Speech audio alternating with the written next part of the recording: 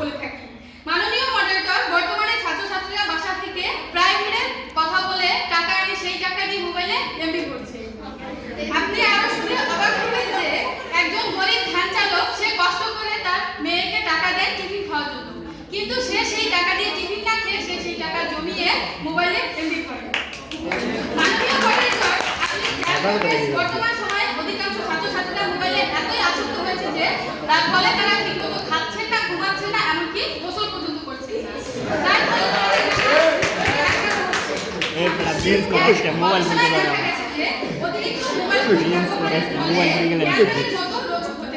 বেড়ে যেতে পারে হৃদরোগের শ্বাসকষ্ট।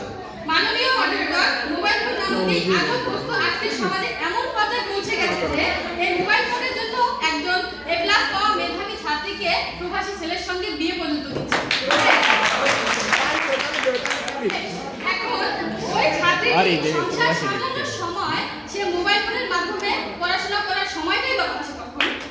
মাননীয় মডারেটর, এভাবে হাজারো মেধাবী ছাত্রীর জীবন ধ্বংসের দ্বার পর্যন্ত পৌঁছে গেছে এই মোবাইল ফোনের মাধ্যমে।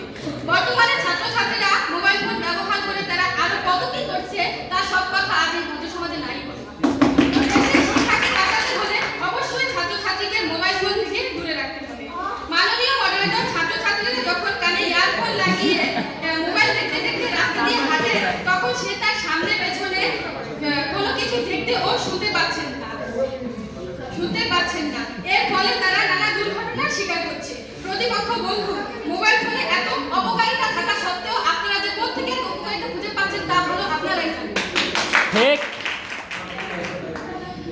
চক্ষু বিশেষজ্ঞের মতে মোবাইল ফোন ব্যবহারের ফলে চোখের নানা সমস্যা হতে পারে। বর্তমানে বেশিরভাগ ছাত্রছাত্রীদের চোখে চশমা দেখা যাচ্ছে, এর কারণ অতিরিক্ত মোবাইল ফোন ব্যবহার।